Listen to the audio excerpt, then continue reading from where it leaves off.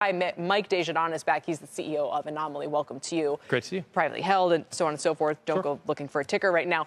What's new since the last time we chatted on this effort to actually use AI to try and move the needle on the cost front? Sure. Well, the first thing is it's catching on. I think a lot of folks recognize that a lot of the tried and true methods for reducing healthcare costs, either outsourcing services, offshoring, certain capabilities, we've kind of dried that up, right? There's only so much you can stretch out of labor.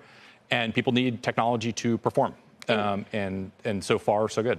There's so many there's really kind of two main aspects of the story. There's the actual cost of delivering hospital services, for instance, and then there's the in-pocket versus out-of-pocket costs that consumers are left dealing with. Mm-hmm. So which part of that are you tackling exactly? Sure. We're focusing largely on the kinds of costs that consumers really can't get at. So the hard costs between provider and insurer that are kind of baked into the cake of, the billing and insurance related costs in healthcare, the contracting between insurer and provider, the kinds of things that are opaque to you and me, Sure. but affect us when we get a bill and don't know where it came maybe from. You can shine some light then on how big are these costs? Like is there a range or a percentage or a way of thinking about what that kind of hidden tax, if you want to call it that, might be? Sure. Well, billing and insurance related costs in healthcare are about $500 billion today. 200 billion of that is just processing claims. So you go to the doctor, you get your prescription, or they, want you to go get an X-ray, and then all of the stuff that happens between you actually getting that care, the doctor getting paid, a bill kind of reaching the insurer, and you getting, your treatment. $200 billion. Wow. Yeah. That is a lot. It's lucrative. They don't want you. They're going to come after you. You're going to have guys sitting out in front of your house in unmarked cars going, yeah, he's over there, right? Because this is a gravy train. Yeah, they'll mark the cars. They're not. I don't think they're embarrassed about it. But I think when you think of the average healthcare consumer, I think the median bank account in America is $8,000. The average deductible for an American is $5,000. Yeah, right? it's crazy. So we're already sort of price sensitive on that side. But then I think what is hard for most folks. My wife and I recently had a baby, and if you were to get a bill, for a procedure 30 days after, it could be $20,000. Of course.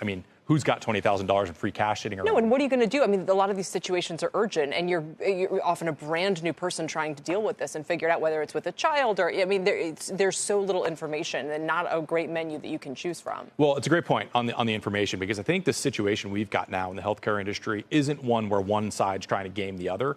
It's one where after, 60, 80 years, we've built up this mantle of infrastructure and kind of an opaque veil of just sort of costs and codes to try to get through that. The reality is providers really don't know, when they sign you up for care exactly what you're going to get billed. And the reality is insurers really don't either.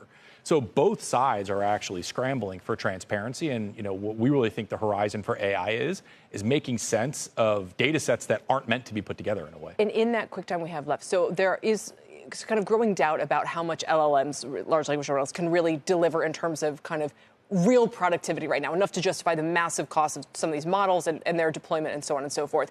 From where you sit, and you're not necessarily using LLMs, Sure. but how are you using AI in a way that you think is fundamentally transformative, like really is worth the investment, and can pay off and help us think about these stocks in a different way? Sure. I would say bringing disparate data sets together. So very tangibly for, a health insurer provider relationship, taking diagnosis codes, procedure codes, pricing data, and contracts, putting them all together and actually being able to, one, make decisions on them, but two, take stock of all of the granular changes to them that happen along the way in a way that in real time you can get an answer. It really has almost very little to do with LLMs, and it's much more to do about bringing disparate data together to make decisions on faster. But it's an AI type of thing that you couldn't have done in the past. Absolutely. And LLMs are a component for sure, but they're not kind of the silver bullet at this point yet. So what's the next piece of this then?